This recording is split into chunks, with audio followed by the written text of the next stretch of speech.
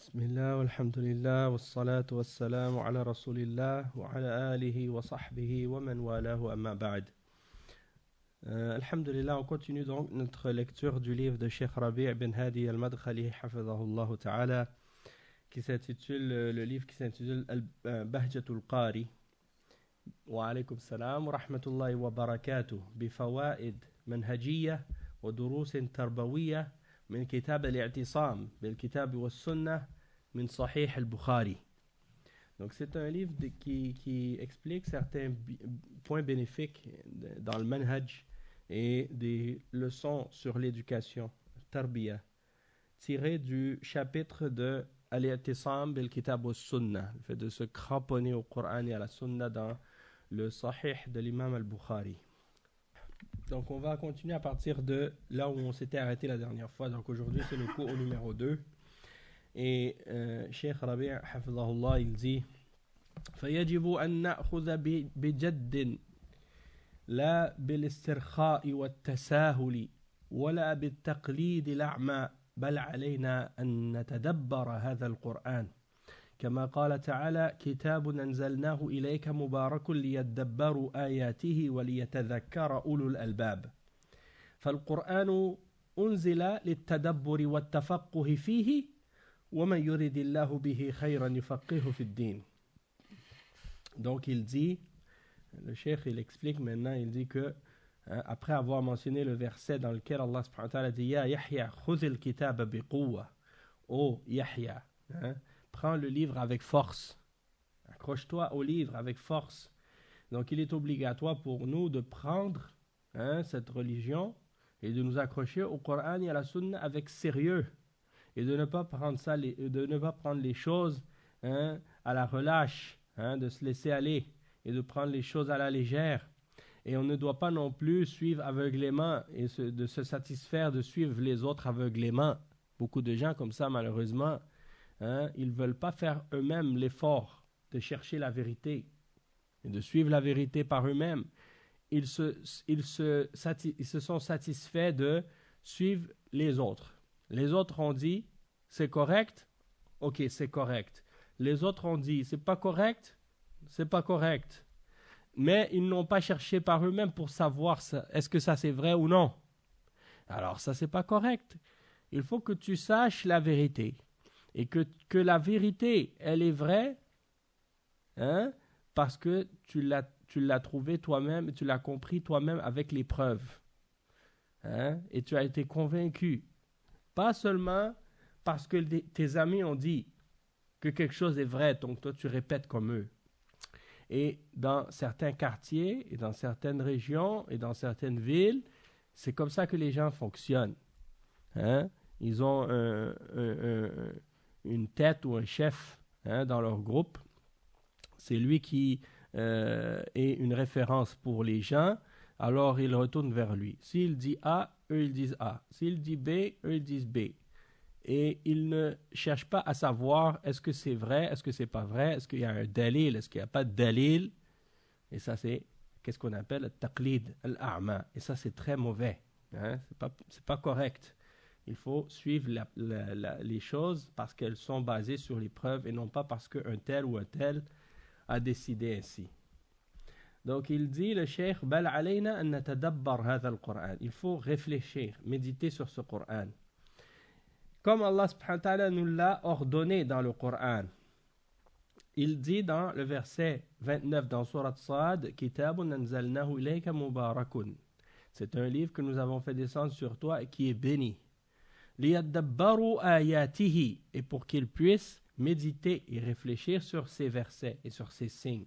وَلِيَتَذَكَّرَ أُولُو الْأَلْبَابِ et pour que les gens qui détiennent la raison et qui comprennent les choses puissent se rappeler. Et donc c'est un Coran qui a été révélé dans le but de faire réfléchir les gens, dans le but qu'on y réfléchisse et qu'on apprenne à le comprendre et qu'on cherche à l'étudier. Et comme Allah subhanahu wa ta'ala il l'a révélé et le prophète sallallahu alayhi wa sallam a dit à ce sujet-là, celui pour qui Allah veut du bien, il lui donne la compréhension de la religion. Celui pour qui Allah veut du bien, il lui facilite la compréhension de la religion. Donc il faut chercher la compréhension et la connaissance de cette religion-là.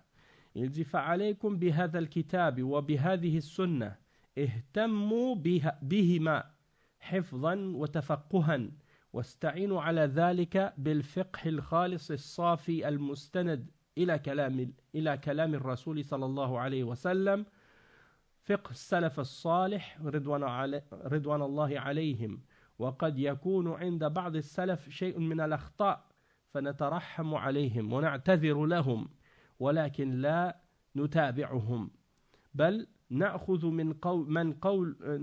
من قوله ويرد إلى رسول نعم فكل يؤخذ من قوله ويرد إلا رسول الله صلى الله عليه وسلم. Donc le cheikh il explique qu'il faut donc que vous vous accrochiez à ce Coran et à cette sunna et que vous donniez à ces deux références une grande importance en cherchant à mémoriser les versets, mémoriser les hadiths et chercher également à les comprendre, à avoir la compréhension de ces références-là. Et il dit, et également essayer de vous aider en cela, en cherchant une compréhension et un fiqh qui est pur, qui est propre et qui est basé sur la parole du messager sallallahu alayhi wa sallam et sur la compréhension des pieux prédécesseurs, les sahaba et ceux qui les ont suivis de la meilleure façon. Et ensuite, le cheikh, il explique et il dit qu'il se peut qu'il y ait chez certains d'entre les salafs des erreurs sur certains points. Ça, c'est possible. Mais on cherche miséricorde, on demande miséricorde pour eux et on demande, on cherche des excuses pour eux et on demande à Allah de leur faire miséricorde dans ces erreurs-là. Mais par contre, on ne va pas les suivre. On ne va pas les suivre dans les erreurs qu'ils ont faites. Parce que il n'y en a pas un individu, il n'y a pas un individu après le messager d'Allah sallallahu alayhi wa sallam qui est infaillible. Même parmi les salafs, même parmi les sahaba, il se peut qu'ils se trompent sur quelque chose. D'accord? Et dans les choses sur lesquelles ils se sont trompés, on n'a pas le droit de les suivre. D'accord? Mais par contre, s'ils sont d'accord sur une chose, on n'a pas le droit de les contredire. On n'a pas le droit d'aller contre ce sur quoi ils se sont tous mis d'accord et qu'ils ont suivi tous. Ou bien si un d'entre eux a dit quelque chose et les autres ne l'ont pas opposé ou ne l'ont pas contredit, donc dans ce cas-là, il faut suivre aussi. Et comme le cheikh il le mentionne, et ça c'est une parole aussi qui a été dite par l'imam Malik, rahimahullah, que toute personne, on peut prendre ou rejeter sa parole, excepté le messager d'Allah. Ensuite, le cheikh il continue à expliquer le hadith qu'on a cité par rapport au chapitre de Kitab al-I'tisam de Sahih al-Bukhari. Et en passant, vous pouvez tous retourner au chapitre de al-I'tisam dans le Sahih de l'imam al-Bukhari pour trouver les hadiths qui sont mentionnés dans ce livre. Parce que le cheikh Rabi' hafizahullah, il a pris ces hadiths-là dans le chapitre de Al-I'tisam dans Sahih al-Bukhari. Donc l'imam al-Bukhari, il mentionne le discours de Omar ibn al-Khattab après la bay'a de Abu Bakr radiyallahu anhu. Et Omar ibn al-Khattab, après la bay'a de Abu Bakr, il s'est levé et il a fait ce discours. Il s'est adressé aux musulmans. Et il a dit أما بعد فاختار الله لرسوله صلى الله عليه وسلم الذي عنده على الذي عندكم وكان قبيل وفاته خطب عليه الصلاة والسلام كما في حديث أبي سعيد رضي الله عنه إن عبدا خيره الله بين أن يؤتيه من زهرة الدنيا ما شاء وبين ما عنده فاختار ما عنده فبكى أبو بكر وقال فديناك بأبينا وأمهاتنا فعجبنا له وقال الناس انظروا إلى هذا الشيخ يعني يخبر رسول الله صلى الله عليه وسلم عن عبد خيره الله بين أن يؤتيه زهرة الدنيا وبين ما عنده وهو يقول فديناك بأبينا وأمهاتنا. يعني فكان رسول الله صلى الله عليه وسلم هو المخير وكان أبو بكر هو أعلمنا به. Donc ici le cheikh il dit فأشار عمر والله أعلم إلى هذا الحديث وما من نبي يموت إلا وقد خير بين الدنيا وبين ما عند الله. Donc ici le cheikh il mentionne un point par rapport à qu'est-ce que Omar ibn al-Khattab il dit. Il s'est adressé aux musulmans et il leur a dit يعني que Allah subhanahu wa ta'ala il a donné le choix aux messagers sallallahu alayhi wa sallam entre ce qui est auprès de lui ou ce qui est avec vous, c'est-à-dire la dunya. C'est-à-dire Allah lui a donné le choix entre la dunya et qu'est-ce qui est auprès de lui, c'est-à-dire al-akhirah. Et il a choisi ce qui était auprès de lui, c'est-à-dire ce qui était auprès d'Allah. Et juste quelques temps avant ça, avant le décès du prophète sallallahu alayhi wa sallam, le prophète sallallahu alayhi wa sallam avait dit justement, comme c'est mentionné dans le hadith de Abu Sa'id al-Khudri radiyallahu anhu, que le prophète sallallahu alayhi wa sallam a dit un serviteur a été donné le choix par Allah entre le fait de lui donner les fleurs de cette vie d'ici-bas, hein, de lui donner ce qu'il veut des fleurs de la vie d'ici-bas et ce qu'il y a auprès de lui. C'est-à-dire il lui a donné le choix entre la dunya ou ce qui est auprès de lui, c'est-à-dire auprès d'Allah. Et il dit, et ce serviteur a choisi ce qui est auprès de lui, c'est-à-dire ce qui est auprès d'Allah. Alors, Abu Bakr, quand il a entendu cette parole-là, il a commencé à pleurer. Et il a dit, Fadaynaka bi abina wa ummahatina, ya Rasulallah. C'est-à-dire, on donnerait notre père et notre mère en rançon pour toi, ô messager d'Allah. Alors, les gens ont été étonnés. Ils ont dit, regardez, ce vieil homme, hein, cet homme, en parlant d'Abu Bakr. Le prophète sallallahu alayhi wa sallam mentionne qu'il y a un serviteur à qui Allah a donné le choix entre lui donner les fleurs de la vie d'ici-bas ou de choisir ce qu'il y a auprès de lui. Et lui, il dit, nous donnons nos pères et nos mères en rançon pour toi, au messager d'Allah. C'est comme s'ils n'ont pas compris pourquoi Abu Bakr a dit ça et pourquoi il a pleuré, hein, quand il a entendu cette parole. Mais Abu Bakr radiyallahu anhu a compris que quand il disait un serviteur on lui a donné le choix, il a compris que le prophète sallallahu alayhi wa sallam parlait de lui-même. En fait, le prophète sallallahu alayhi wa sallam était en train d'annoncer aux compagnons qu'il allait mourir.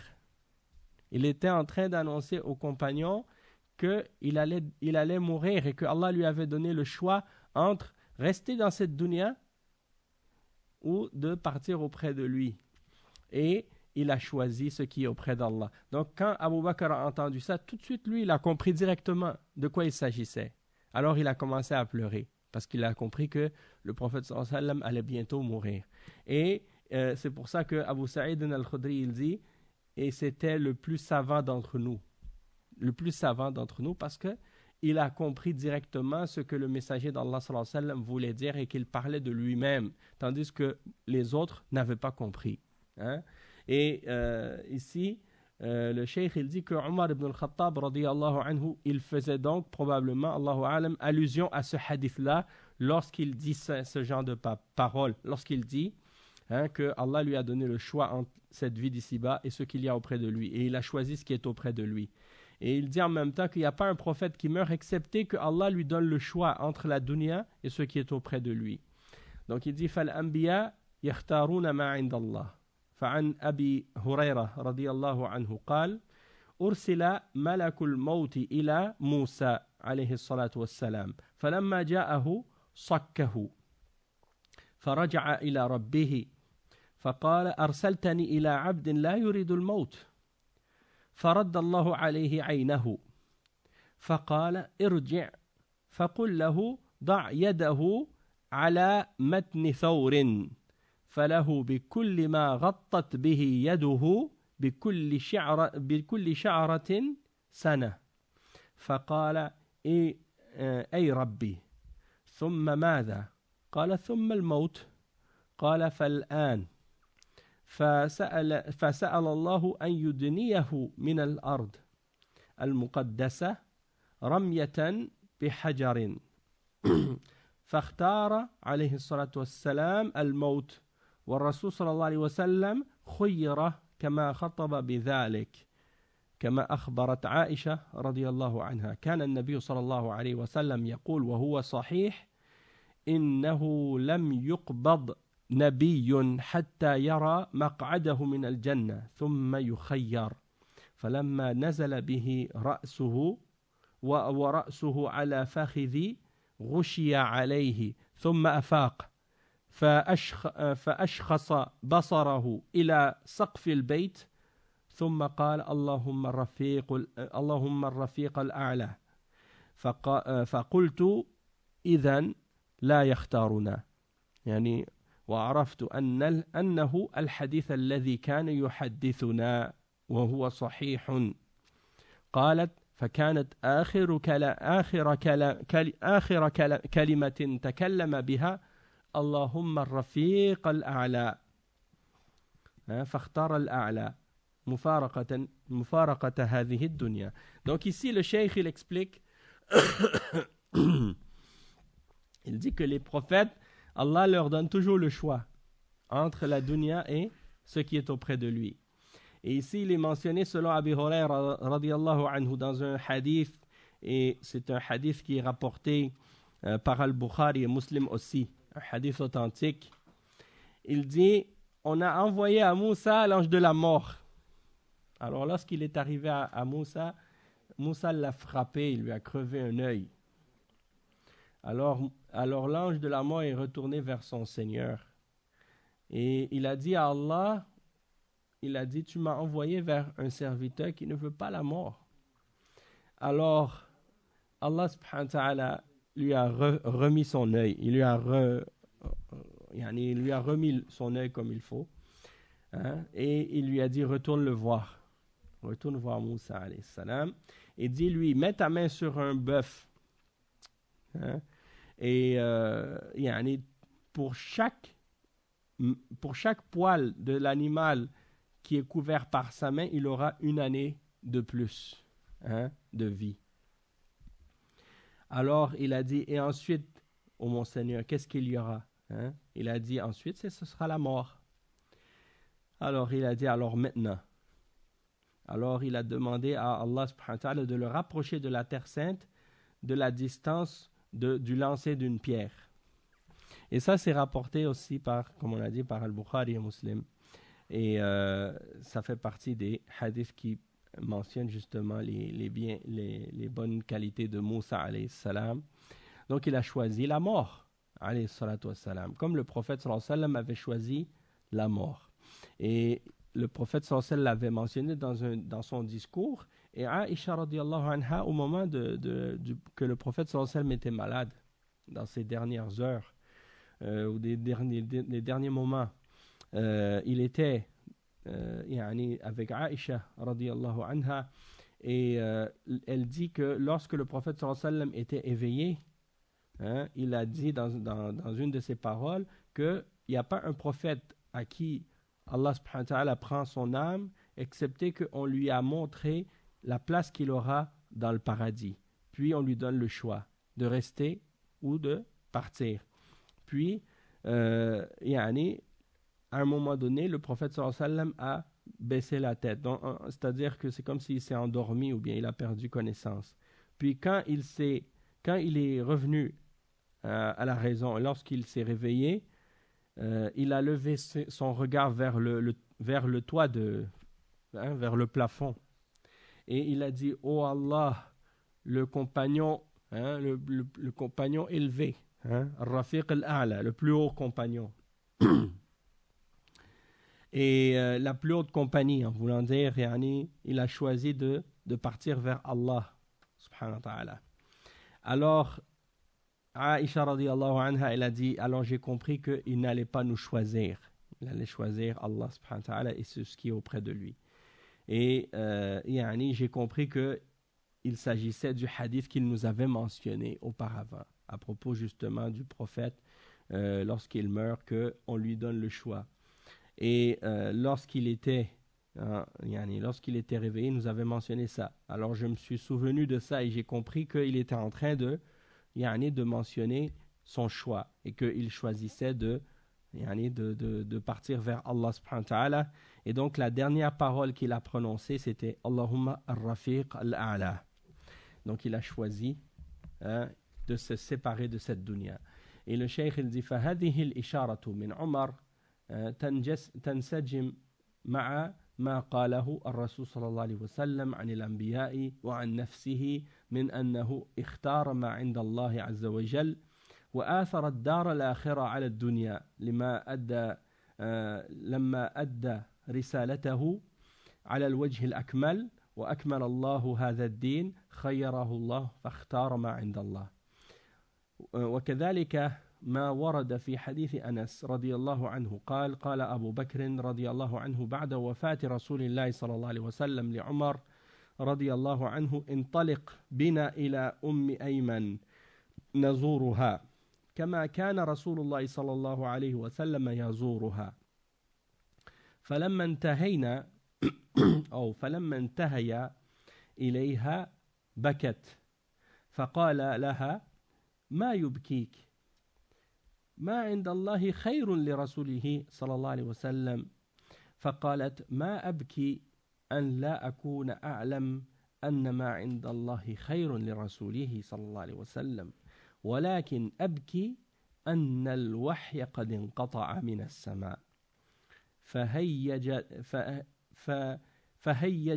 فهيجتهما على البكاء فجعلا يبكيان معها سبحان الله فهذا الذي أشار إليه عمر رضي الله عنه من التخيير نسأل الله أن يوفقنا وإياكم أن يفقهنا وإياكم في دينه وأن يرزقنا التمسك بكتابه واتباع هدي نبيه الكريم عليه الصلاة والسلام إن ربنا لسميع الدعاء.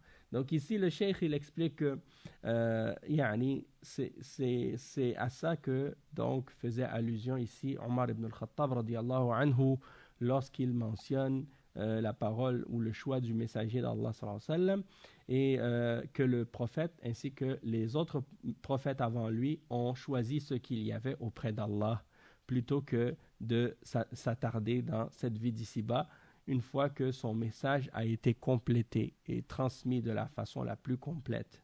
Il a préféré ce qu'il y avait dans l'au-delà à cette vie d'ici-bas. Et donc, parce qu'il a complété le message que Allah lui a transmis, qu'il lui a ordonné de transmettre. Il l'a complété, il l'a transmis de la façon la plus complète et la plus parfaite.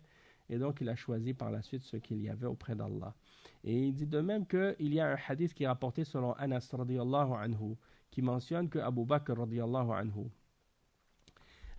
ainsi que Omar, après la mort du prophète sallallahu alayhi wa sallam, sont partis pour visiter.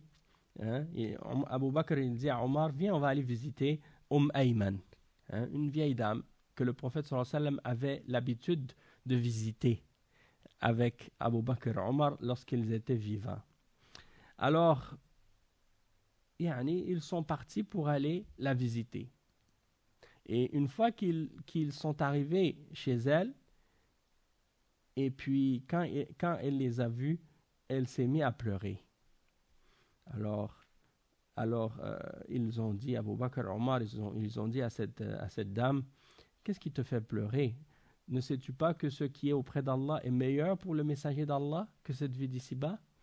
Elle a dit, si je pleure, c'est pas parce que j'ignore que ce qui est auprès d'Allah est meilleur pour son messager que cette vie d'ici-bas. Sauf que ce qui me fait pleurer en réalité, c'est que la révélation du ciel, elle a cessé.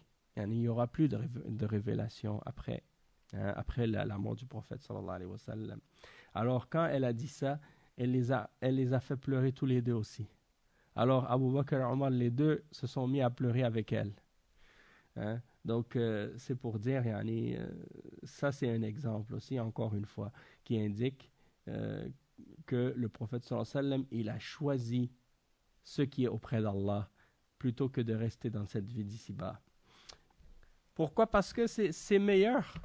La vie de l'au-delà est meilleure que la vie d'ici-bas. Mais nous, on s'attarde. Au contraire, on veut rester plus longtemps, le plus longtemps possible.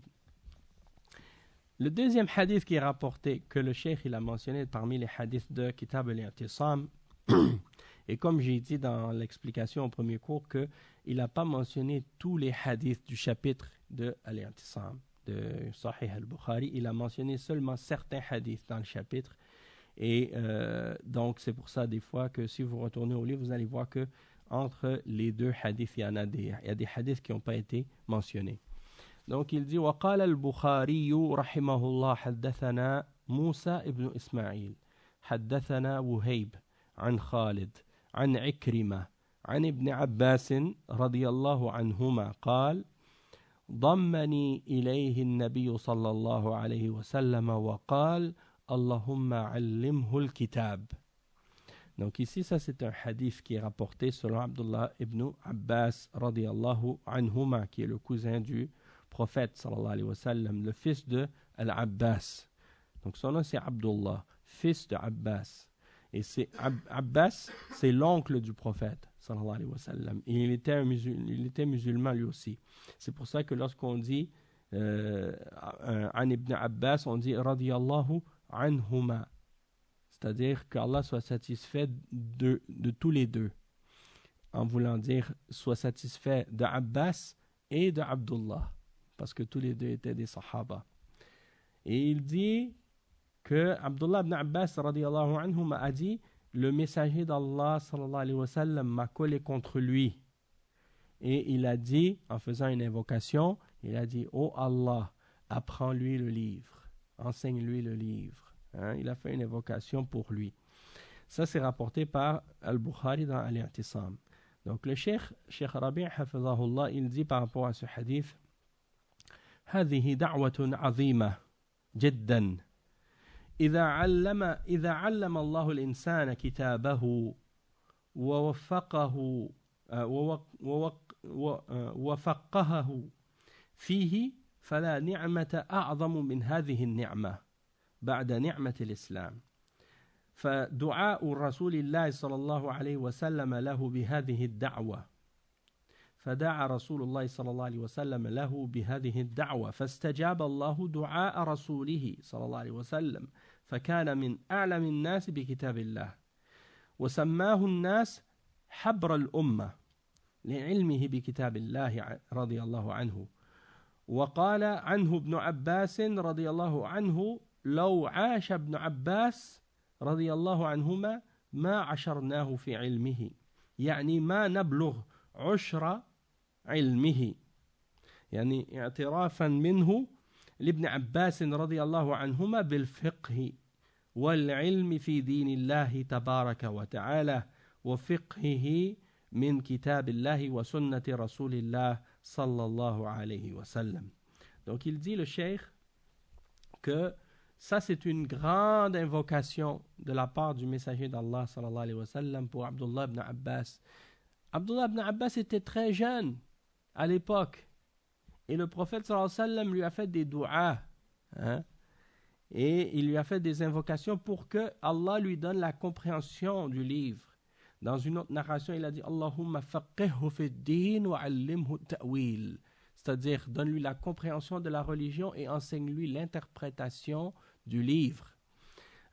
Donc il a fait des invocations pour qu'il puisse connaître le livre. Et si Allah enseigne à quelqu'un son livre et lui donne la compréhension de son livre, alors il n'y a pas une grâce qui est plus grande que cette grâce après la grâce de l'islam. Alors le messager d'Allah sallallahu alayhi wa sallam lui a fait ce dua et cette invocation, et Allah subhanahu wa ta'ala a exaucé l'invocation de son messager alayhi salatu wassalam. Alors Abdullah ibn Abbas a été, à cause de ça, un des plus savants parmi les sahaba au sujet du livre d'Allah. Et c'est pour ça que les gens l'ont surnommé Habr al-Ummah. Habr al-Ummah, c'est-à-dire le savant de la Ummah, Abdullah ibn Abbas. Et pourquoi? Parce qu'il avait la connaissance du livre d'Allah, radiyallahu anhu. Et même Abdullah ibn Mas'ud, qui était également un grand savant, parmi les sahaba. Abdullah ibn Mas'ud était un grand savant. Il y a plusieurs parmi ceux qu'on appelle les Abadila. Al-Abadila, c'est-à-dire ceux dont le nom est Abdullah. Parmi les jeunes sahaba, il y en avait plusieurs qui s'appelaient Abdullah et qui étaient des savants de l'islam. Parmi eux, Abdullah ibn Abbas, Abdullah ibn Mas'ud, Abdullah ibn Omar et Abdullah ibn Amr ibn al-As. Et je pense qu'il y en a d'autres encore. Et donc, c'est pour dire qu'il fait partie de ces savants-là. Et Abdullah ibn Mas'ud, il dit, si Abdullah ibn Abbas avait vécu, on n'aurait même pas eu le 10e de sa science. On n'aurait même pas le 10e de sa science. Ça veut dire qu'il parle par rapport à la science d'Abdullah, par comparaison avec la science que lui, il avait. Abdullah ibn Mas'ud, il était un grand savant parmi les Sahaba, et il dit, malgré ça, si Abdullah ibn Abbas aurait vécu, comme c'est en même temps, plus longtemps que lui, ou bien aussi longtemps que lui, Abdullah ibn Mas'ud, n'aurait même pas eu le 10e de la science que Abdullah ibn Abbas avait. Et il disait ça comme une sorte de reconnaissance du savoir de Abdullah ibn Abbas et de la compréhension qu'il avait de la religion d'Allah.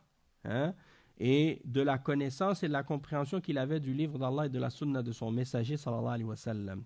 Et il dit وَكَانَ أَفْقَهُ النَّاسِ بِكِتَابِ اللَّهِ وَهُوَ الْمَرْجِعُ في تفسير كتاب الله في المعضلات لأنه من أذكى الناس وأعلم الناس بكتاب الله ولأن الله استجاب فيه دعوة رسوله صلى الله عليه وسلم فما جاءه هذا الفقه إلا من استجابة الله لهذه الدعوة العظيمة. Donc il dit que c'était un des plus savants et un des compagnons, c'est-à-dire celui qui avait le plus de compréhension du livre d'Allah. Et c'est lui la référence quand il y avait des sujets ou des questions au sujet du livre d'Allah qui étaient compliquées à comprendre ou plus difficiles à comprendre, c'est lui qui l'explique. Parce qu'il était un des plus intelligents parmi les gens et le plus savant au sujet du livre d'Allah. Et parce que Allah a exaucé l'invocation du messager d'Allah sallallahu alayhi wa sallam qu'il a fait pour lui. Et c'est pour ça que toute la science qu'il a eue et la compréhension qu'il a eue est venue de cette invocation que le messager d'Allah sallallahu alayhi wa sallam avait faite pour lui.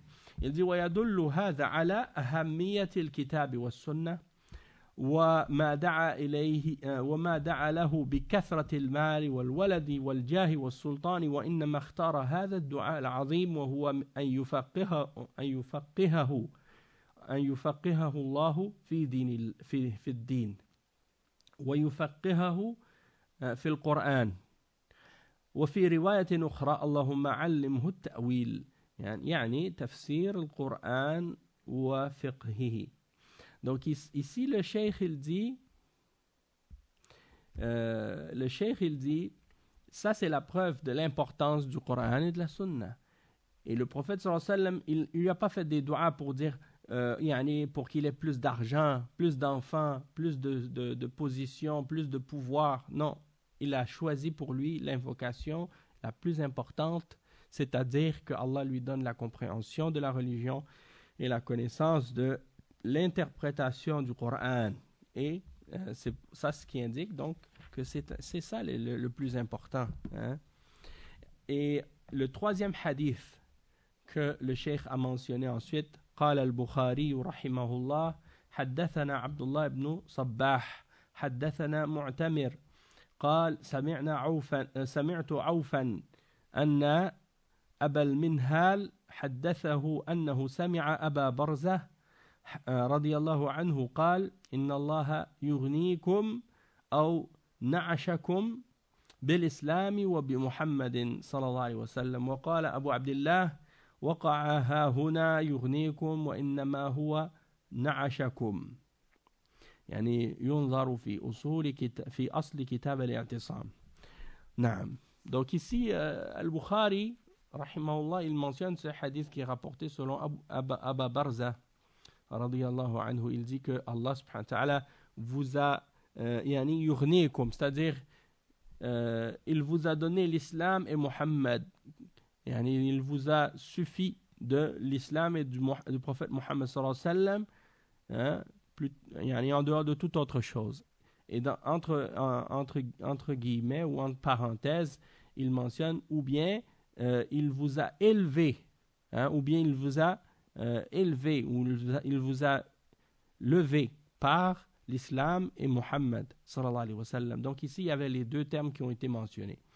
Et il dit ici que c'était mentionné yurnikum, mais qu'à la base, c'était na'ashakum, ce qui signifie de lever quelqu'un, hein, de monter quelqu'un ou de lever quelqu'un. Donc on a été élevé par, Allah nous a élevés par l'islam et par Muhammad sallallahu alayhi wa sallam.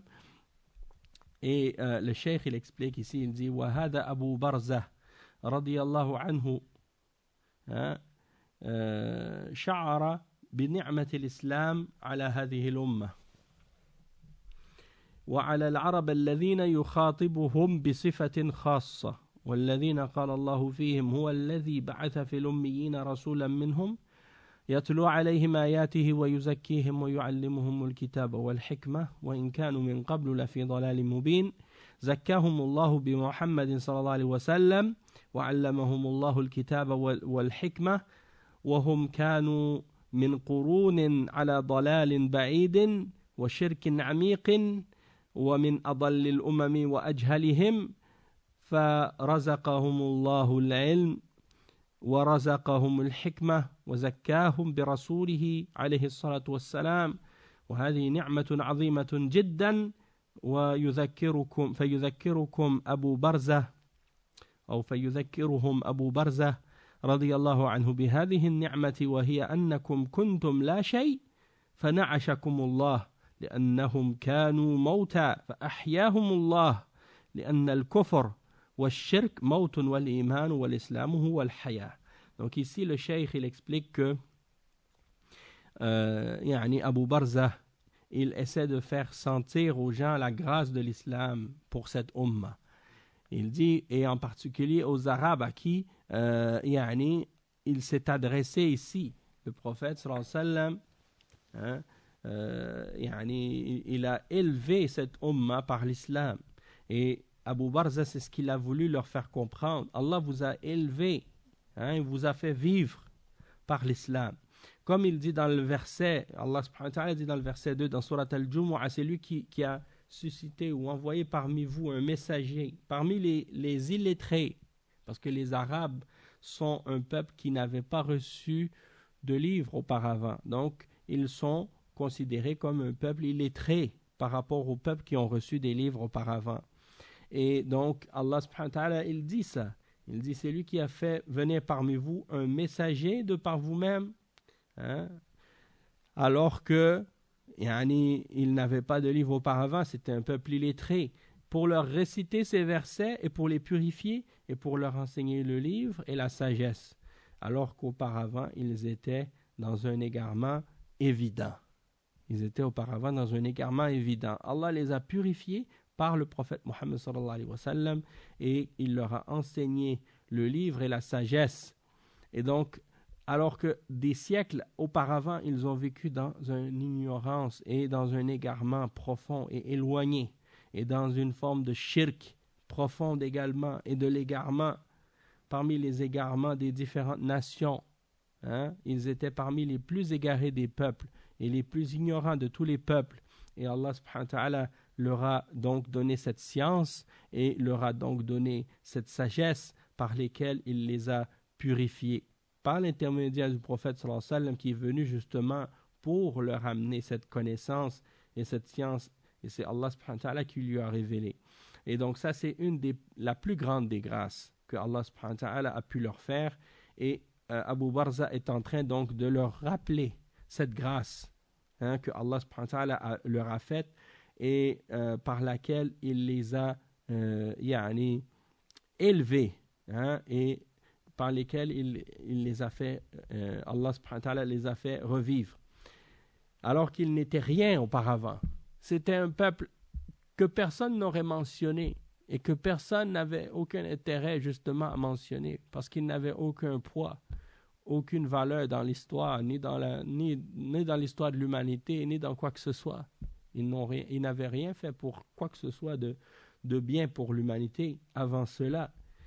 Et c'est uniquement lorsque l'islam leur est venu qu'ils se sont levés et qu'ils ont changé le cours de l'histoire, et qu'ils ont justement, avec le message de la foi que Allah subhanahu wa ta'ala leur a donné, qu'il les a fait revivre déjà eux-mêmes en partant, et par cela, ils ont également donné la vie aux autres peuples également, puisqu'ils ont été ceux qui ont transmis le message de l'islam. Donc, ils étaient comme des morts. Et Allah les a fait revivre. Hein? Parce que le kufr et le shirk sont comparables à la mort, tandis que la foi et l'islam, c'est la vie. Ensuite, le cheikh il dit وقال إن الله نعشكم بالإسلام وبمحمد صلى الله عليه وسلم يعني متلازمان يعني نعشكم بالإسلام وبمحمد هذا يعني هذان متلازمان فنعشهم الله بمحمد صلى الله عليه وسلم وبما جاء به عليه الصلاة والسلام فيقول احفظوا نعمة الله هذه عليكم وحافظوا عليها واحترموها واشكروا الله تبارك وتعالى عليها وهذا تذكير جيد كلام قليل ولكنه عميق عظيم الفائدة. Hein? Donc le cheikh il dit Allah subhanahu wa ta'ala, hein, il mentionne la parole de Abu Barza qui dit que Allah subhanahu wa ta'ala vous a élevé par l'islam, vous a fait revivre par l'islam et par Muhammad sallallahu alayhi wa sallam. Ces deux choses là sont reliées, l'islam et Muhammad sont reliés parce que Allah subhanahu wa ta'ala a donné l'islam et l'islam nous a été transmis par Muhammad sallallahu alayhi wa sallam qui est le messager d'Allah. Donc c'est comme s'il était en train de nous dire, ce compagnon, préservez cette grâce que Allah vous a faite. Gardez cette grâce que Allah vous a donnée et ayez pour cette grâce le respect qu'elle mérite. Et soyez reconnaissants envers Allah pour cette grâce. Et souvenez-vous de cela, hein, très bien. Donc le cheikh il dit ça, c'est peu de mots, mais avec un sens profond et un grand bienfait dedans.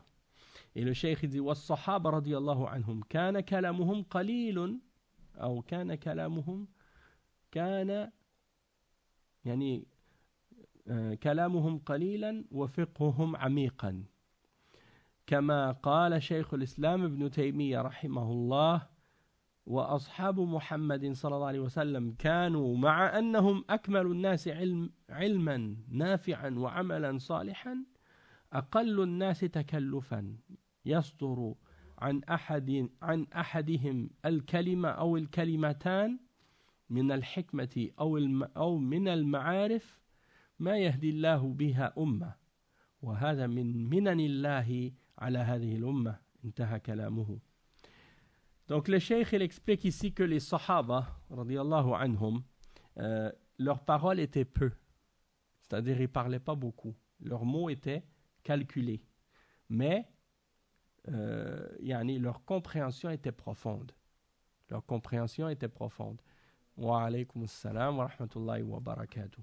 Donc ça veut dire que tu vas lire les paroles des compagnons, tu vois que leurs phrases sont courtes, ils disent peu de mots, mais dans les paroles qu'ils disent, il y a des grandes significations, des paroles profondes. Et Cheikh al-Islam ibn Taymiyyah, il disait justement que les compagnons du prophète Mohammed sallallahu alayhi wa sallam, du fait qu'ils étaient parmi les hommes les plus parfaits, hein, en sciences bénéfiques et en bonnes œuvres, et ils étaient les gens les moins compliqués, hein, ils étaient des gens simples, ils ne se compliquaient pas les choses, et ils pouvaient prononcer une parole ou deux de la sagesse ou des connaissances qu'ils avaient par lesquelles ils pouvaient guider. Allah faisait en sorte que des nations soient guidées, avec peu de mots. Et il dit, et ça c'est parmi les grâces que Allah a faites à cette ummah. Hein? Parce que quand on regarde même, ça c'est la citation de Cheikh al-Islam ibn Taymiyyah, mais quand on regarde, comparer les autres peuples et les autres nations, et ceux qui sont venus avant, les prophètes qui sont venus avant Muhammad sallallahu alayhi wa sallam, et regarder les compagnons de ces prophètes-là, et comparer les compagnons des prophètes précédents aux compagnons du prophète Muhammad sallallahu alayhi wa sallam, et vous voyez à quel point Allah subhanahu wa ta'ala a fait une miséricorde à cette umma en choisissant pour son prophète, alayhi salatu wassalam, les meilleurs compagnons. Hein? C'est vrai. Ça, c'est une grande grâce pour cette umma. Parce que dans d'autres ummas, pour d'autres prophètes, ils n'ont pas eu justement des bons compagnons comme le prophète Mohammed sallallahu alayhi wa sallam a eu des bons compagnons qui ont été fidèles et honnêtes et qui ont gardé avec sincérité et avec force la parole que Allah subhanahu wa ta'ala leur a donnée. Donc il dit le cheikh ensuite وَالْآنَ الْكَلَامُ كَثِيرٌ وَالْخُطَبُ كَثِيرَةٌ وَالْمَوَاعِظُ ولكنها ثرثرة لأن الكثير قد يتكلم ولا يعمل فعليكم بالعلم والعمل وعليكم باستشعار وإدراك هذه النعمة التي من الله بها على هذه الأمة بهذا الدين الذي جاء به عليه الصلاة والسلام بالقرآن والسنة فهذه نعمة عظيمة جدا تترتب عليها سعادة الدنيا والآخرة والسيادة والعز في الدنيا والآخرة وهذا ما ذكر به أبو برزة رضي الله عنه الناس بأنكم كنتم لا شيء فأصبحتم سادة الدنيا وأصبح عندكم من النعم والخيرات في الدنيا والآخرة ما لا يعلمه إلا الله عز وجل. Donc le cheikh il termine ce point-là en disant, regardez maintenant, les gens ils parlent beaucoup, mais les actions ils sont peu. On parle beaucoup, mais les actions sont peu. Donc apprenez la science et faites les œuvres. Et il dit, et vous devez également ressentir et comprendre cette grande grâce que Allah vous a faite pour cette umma en leur donnant cette religion avec laquelle le prophète Mohammed sallallahu alayhi wa sallam est venu, c'est-à-dire le Coran et la Sunna. Ça, c'est la plus grande grâce. Une grâce qui est la plus grande de toutes et la grâce duquel découle le bonheur pour les croyants dans cette vie d'ici-bas et dans l'au-delà. Et la domination et la force et la puissance dans cette vie d'ici-bas et dans l'au-delà. Et c'est pour ça que Abu Barza a rappelé aux gens cette parole. Rappelez-vous que Allah, subhanahu wa ta'ala, il vous a élevé par l'islam et par Muhammad. Et il y a cette parole de Omar, ou une parole attribuée à Omar ibn al-Khattab dans ce sens-là qui dit Allah vous a honoré ou vous a élevé par l'islam. Il dit nous sommes un peuple que Allah a rendu puissant et fier par l'islam. Il dit et si nous cherchons la puissance dans autre chose que l'islam, Allah va nous humilier. نحن قوم أعزنا الله بالإسلام فإذا ابتغينا العزة في غيره أذلنا الله. Allah il va nous humilier. Et c'est ça qui est arrivé à tous les peuples qui ont essayé de chercher une fierté quelconque dans autre chose que dans l'islam. Que ce soit dans le nationalisme et dans la fierté, que ce soit la fierté arabe ou la fierté kabyle ou la fierté africaine ou la fierté indienne ou la fierté, peu importe, turque. Tous les peuples qui ont reçu cette grâce de l'islam et qui ont cherché la fierté en autre chose que l'islam, Allah les a humiliés tous, sans exception. Parce qu'il n'y a rien qui peut élever un peuple autre chose que la foi et la sincérité envers Allah subhanahu wa ta'ala.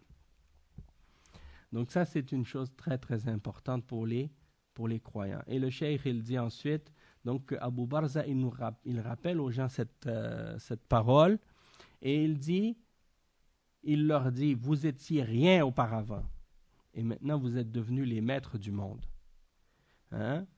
Donc, c'est-à-dire, Allah subhanahu wa ta'ala vous a donné les grâces et les bienfaits et tous les biens de la dunya et de l'au-delà. Et beaucoup d'autres choses que seul Allah sait. Donc ça indique, comme le cheikh l'a mentionné, qu'il faut que nous soyons reconnaissants envers cela. Donc on va s'arrêter ici pour aujourd'hui. Inch'Allah, on continuera la semaine prochaine la suite de ces explications des hadiths de l'imam al-Bukhari. Subhanakallahumma bihamdika ashhadu an la ilaha illa ant astaghfiruka wa atubu ilayk wa sallallahu wa sallam ala nabiyyina Muhammad wa ala alihi wa sahbihi ajma'in. Wassalamu alaykum wa rahmatullahi wa barakatuh.